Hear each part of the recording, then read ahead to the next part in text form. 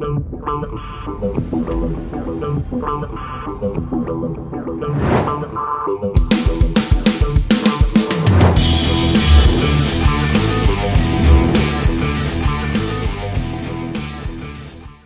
what's up, my network marketing friends? Todd Falcone here, and today I want to talk to you about what I think is probably the most important thing that you can do to get repeat business. And we spent all this time working on lead generation and rapport building, connecting, and then peaking and inviting, and then presenting, and then following up, and then closing. And it's like, oh yeah, I can relax now. And the reality is, that's really kind of where the biggest part of your profitability stems from, is what you do after. So we talk about follow-up. We want to follow up with our prospects, but then we have to follow through with the people that we're doing business with. And it's so crazy to me how, excuse me, how many people that are involved in network marketing and involved in traditional business, they're ball droppers when it comes to follow through. Like my realtor that sold me this last house, never heard from her. The mortgage person that did the loan for this house, never heard from him. The guy that sold me the last couple cars, never. I mean, the amount of people that if I look back in traditional business that I've never heard from again.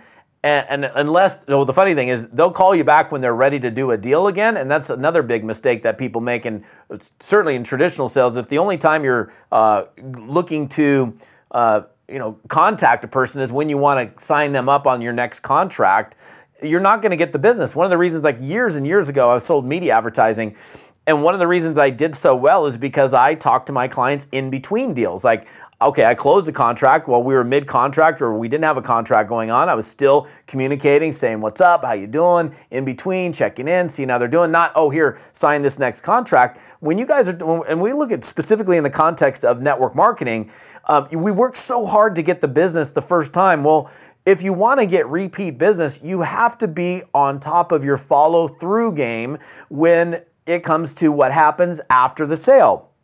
Now, I realize that if you're dealing with a distributor, somebody that you've enrolled, you're probably working with that person pretty consistently, or you certainly should be. But if we're talking about a customer, what's your follow through? I'd be curious to know what's your routine for your customers to make sure that they not only have a great product experience, but they're more than willing and happy to rave about your product and tell other people about it. Think about it. Like, if somebody, and I'm not going to mention the person's name, but if somebody came to me and said, hey, well, who's this realtor you keep talking about that sold you your house that you're never going to do business with? I'm not going to mention the person's name, but guaranteed I'll never refer any business to that individual, because there was just literally nothing post-sale.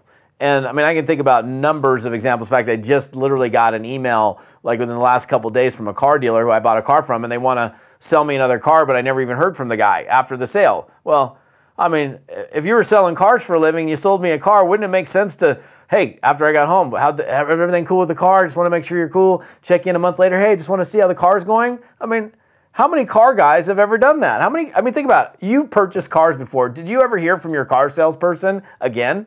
Ever? How about the person that did your mortgage loan? How about the person that sold you whatever? The person the key to repeat business is what happens after the sale. Just because you got the money the one time, fine, you made a sale. That's great. I know Jeff Roberti talks about in the first month in network marketing, you made a sale. If you've got somebody on your product, the second month you have a customer. But to go from sale to customer, there's got to be some kind of experience that happens between when they started taking your stuff or how using your service to having a good experience. And part of it, like for example, with us in network marketing, many of you guys are selling products and, consumables and things that you put on your body or in your body or on your face or in your mouth, whatever you do. And you've got to do things that create a situation where that person has a favorable, positive experience. Like for example, teaching somebody how to use your products. Okay, you order a box from me. Call me when you get the box, or I'll call you in the next couple of days. Hey, did you get the box? Yeah, I got the box. Hey, open it up. I'm going to show you how to use this stuff. Because think about it. I mean, I got my coffee cup here. This thing's, by the way, this thing is like 25 years old. Don't take it.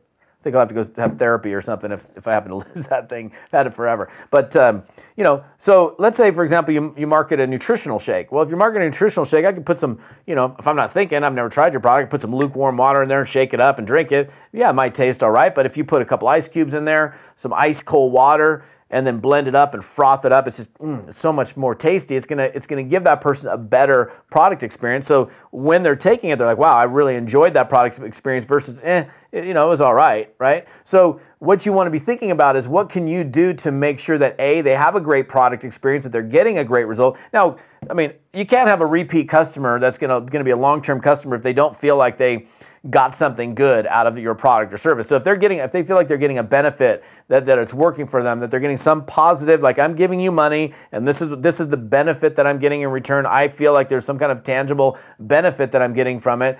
You know, that's part of it.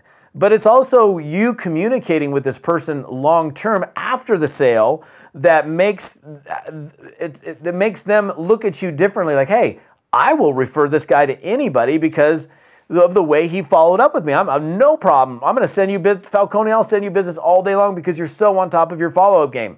That's the kind of situation that you want to be in, not you sold somebody something and then they never heard from you again. So, I mean, think about it. Like, after you watch this video, think about things that you've purchased that you went, man, I never heard from that person again. And did you refer them more business or not? You referred somebody, like my State Farm guy right now, the guy that I have here in Oregon, and my State Farm guy in Scottsdale, Arizona. Both of them were impeccable in their follow-up. I would 100% refer them business all day long because they're so amazing.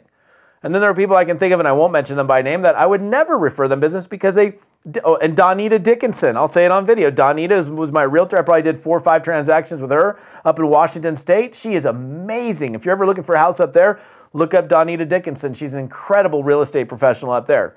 I mean, there's a free little pump for her, and I wasn't even thinking about it. Why? Because she was so on top of her follow-up game. Simple stuff, but makes the biggest difference. Think about it. Think about the difference. You did all this work. Now she's getting free publicity from me, and all she did was follow up with me. I mean, she was just really good at what she did, and she followed up with me.